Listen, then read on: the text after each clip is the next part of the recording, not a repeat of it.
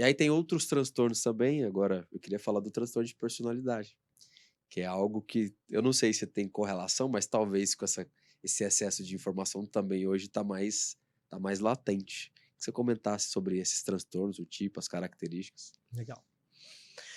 É uma seara muito grande, Muito.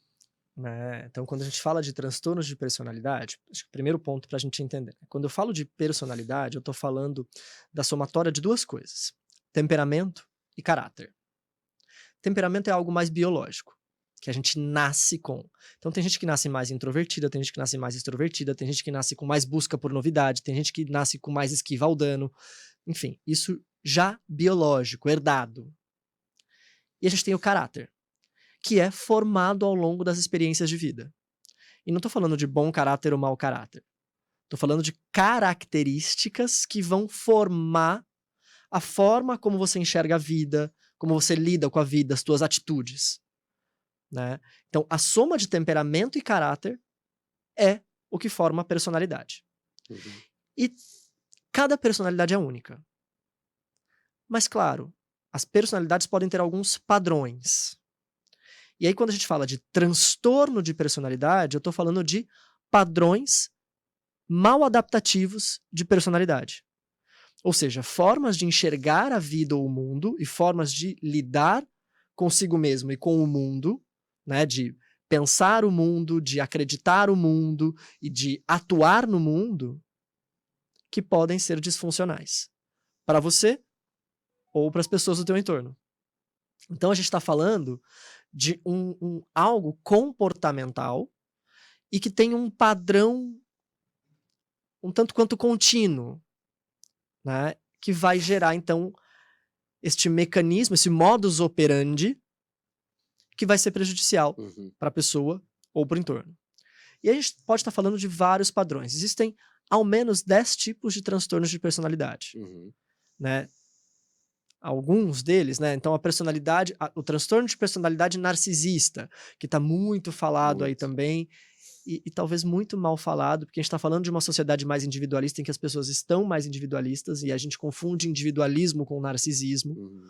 né? Mas é um tipo, por exemplo, de padrão em que a pessoa se enxerga superior às outras, em que a pessoa se enxerga como mais importante que as outras, em que ela desconsidera a opinião alheia, ela tem dificuldade de entender a argumentação do outro, né? Isso é um padrão de personalidade focado em si mesmo, né? Que pode prejudicar o funcionamento dela, Uhum. né? Outro tipo, borderline, Muito né? falado. Muito falado, que muito falado principalmente por causa dos fenômenos de automutilação que Uhum. aconteceram, né, Uhum. enfim, e que não acontecem só no transtorno de personalidade borderline, né, pode acontecer em várias outras situações. Mas, o borderline, ele é um transtorno de personalidade emocionalmente instável, Uhum. ou seja, uma pessoa que tem uma dificuldade maior de determinação de papéis, tem uma ambivalência maior de sentimentos e emoções, né, tem uma intensidade maior de vivências, Uhum. né, então às vezes coisas que parecem pequenas para as outras pessoas são muito importantes para ela. E que tem um padrão de instabilidade de funcionamento, que ao mesmo tempo que gosta de você, desgosta de você quase no mesmo dia, Uhum. né? E isso, de novo, trazendo prejuízos para ela e prejuízos para o entorno, principalmente prejuízos para as relações, Uhum.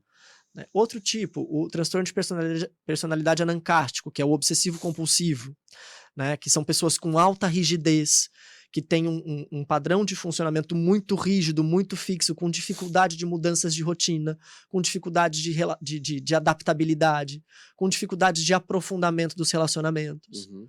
né? Então a gente tem vários tipos então destes padrões que geram essas repercussões geralmente negativas, né? Por isso que a gente chama de transtorno. Uhum. Essas pessoas que têm esses transtornos de personalidade, desculpa, é mais fácil que ela tenha transtornos mentais, ou transtorno de ansiedade, ou uma depressão, ou geralmente vem associado, isso acontece? Acontece, em psiquiatria a regra é a comorbidade, né, então a Uhum. gente vê com muita frequência transtornos comórbidos. Uhum.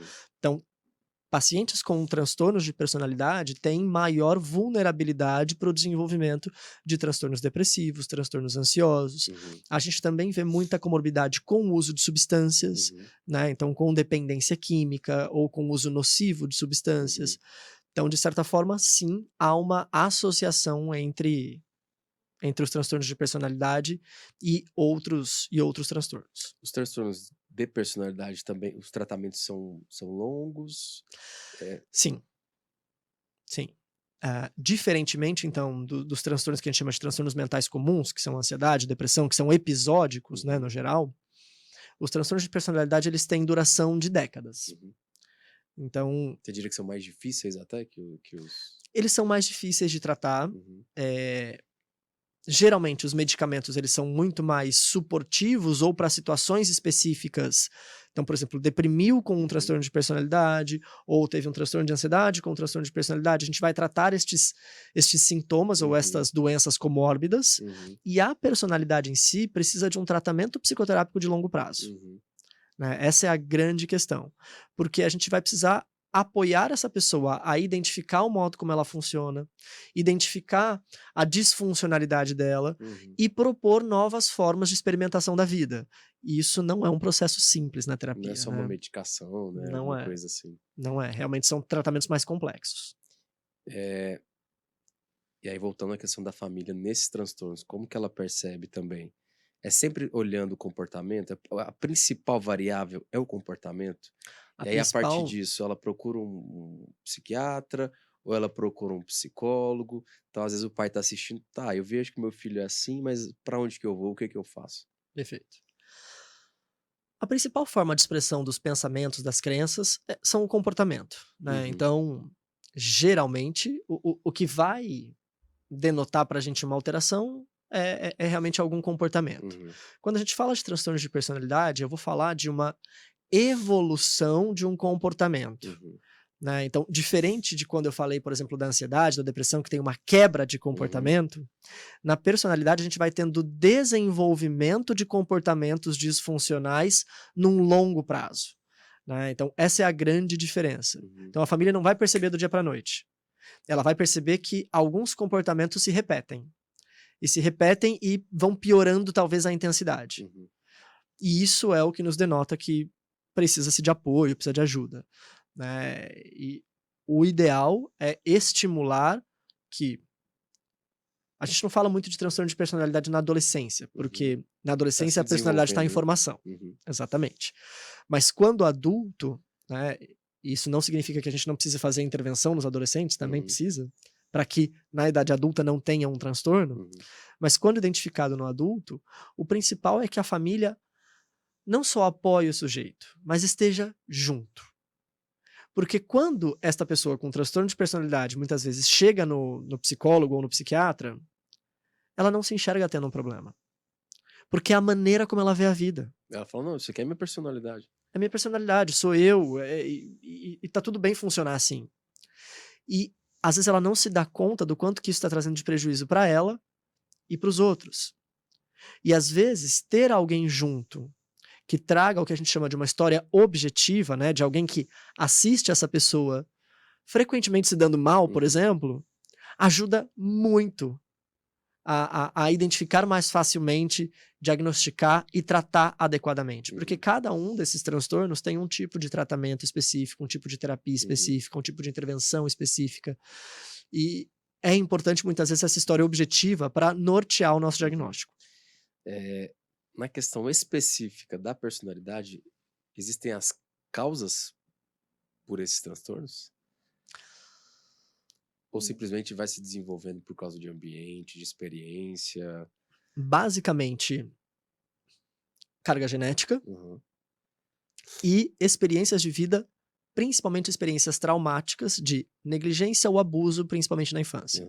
Né? Então, esses são alguns fatores que podem, não são únicos ou isolados, mas que podem precipitar ou piorar transtornos de personalidade. Então, a negligência parental ou... Negligência parental é muito comum, né, desembocar em, por exemplo, transtornos de personalidade de borderline. Mas, às vezes, pais autoritários demais podem desembocar em transtornos de personalidade obsessivos compulsivos ou evitativos. Né? Então, claro, para cada tipo de transtorno, existem experiências principalmente vividas na infância e adolescência, Uhum. que podem sim precipitar ou piorar ou levar a um transtorno de Uhum. personalidade na idade adulta.